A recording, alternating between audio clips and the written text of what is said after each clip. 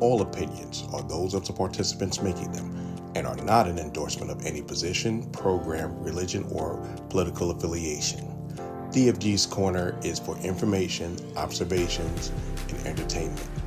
I ask that you like, share, comment, and subscribe.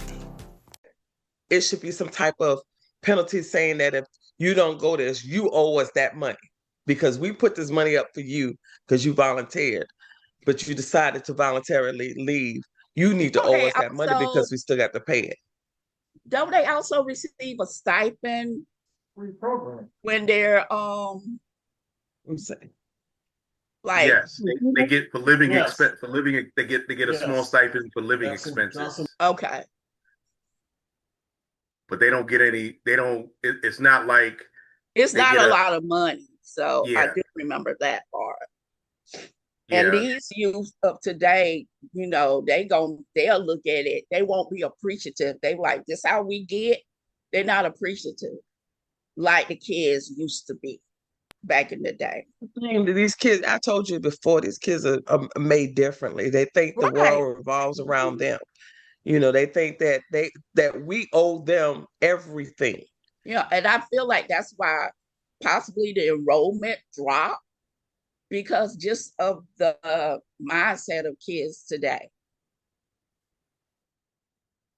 I totally agree with you on that. Hey, DFG, I think. Go ahead, Dabs. Yeah, I was just,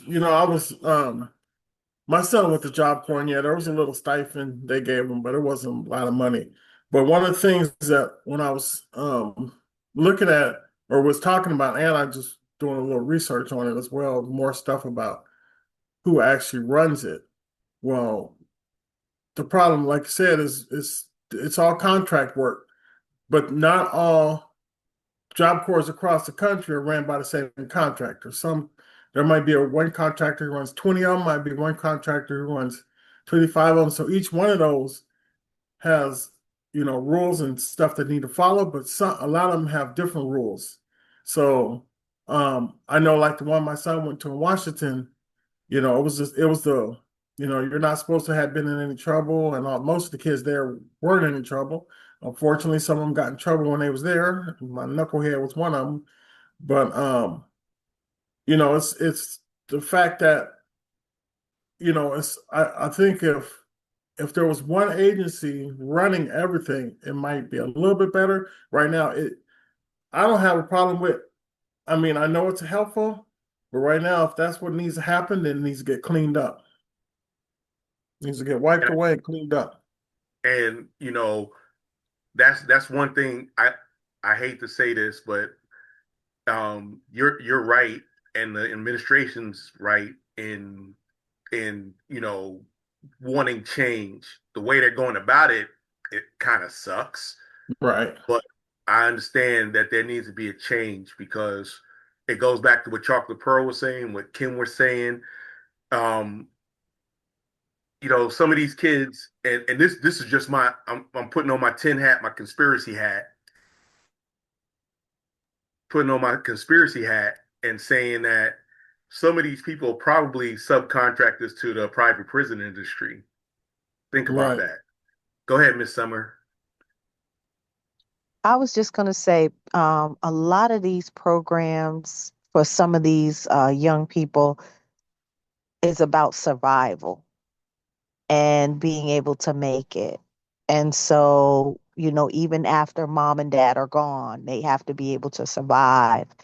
And so I was just curious to see, do you believe, or does the panel believe that once this program is taken away, do you think that there's going to be a rise in military enrollment? From somebody who's been serving 40 years, I'm going to say two things: yes and no. Yes, it is, but those are the people who already graduated high school. If they went kind of like my nephew, he had already graduated high school, and he was going to get a skill, but I having to pay for it, except with sweat equity. For those who couldn't get a general equivalency or a high school diploma, I don't think they'll be eligible to get in unless without a bunch of waivers. And the way this administration is going, they're not going to, a lot of those people are not going to be able to get in. I'm just, that's my personal opinion, and so not a professional opinion, but it's a personal based off my experience. A lot of these kids are lazy. Lazy is So I'm gonna say no. relative, because your mother used to say I was lazy. Your mother used to say you was lazy. I was lazy. So she knew what she was talking about. we weren't lazy. We were reticent. There's a difference. Yeah, but I just feel like it's designed, like somebody had mentioned before. It's it's kind of like almost like a sink or swim type of environment now. It's a lot of things that are not geared to help society anymore. Well, It's I almost agree. like, yeah, it's almost like I mean, I don't know. They're limiting the resources. So you're either going to be in jail because you're going to try to fight to get food and try to stay alive and to make it or rob or whatever, or you're going to be one of the ones that um are trying to defend your property and trying to, I mean, I don't know. It just seems like it's getting real scary out here. You know what I'm saying? And it's not giving a lot of people that many resources to make it. They are just really limiting everything.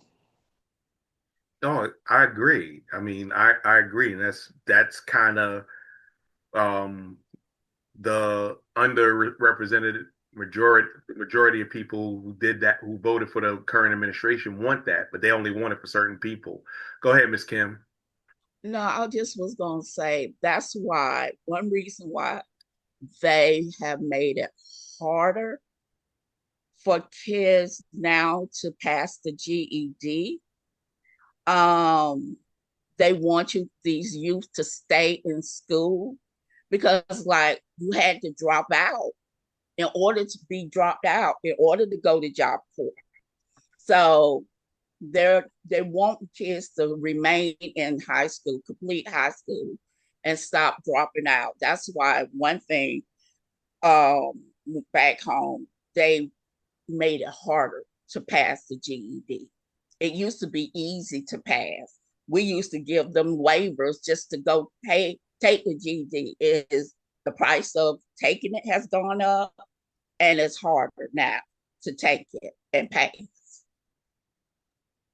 That's understandable. And I think it's a concerted effort to get people to do what they want them to do.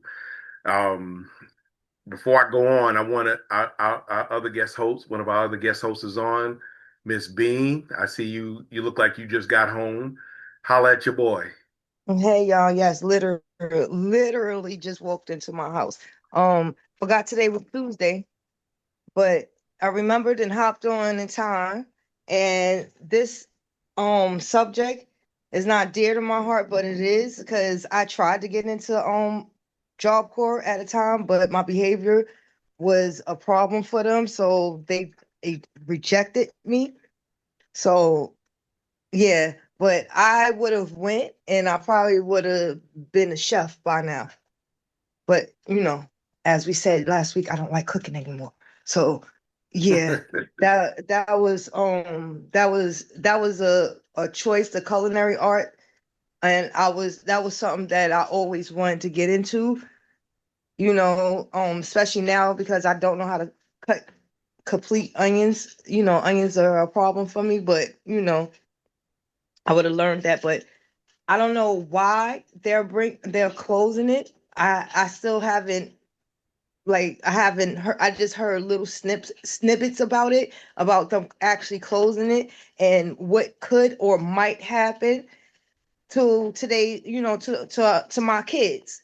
The kids in my kids age, my youngest son's age range, the ones that are getting a late start in life, that, you know, have just 4 years to continue to get their GED and get a trade before they turn 25. That's what I thought Job Corps was, so you could get your GED and have a trade so you could start out in life properly. Yes, that is the purpose, to give people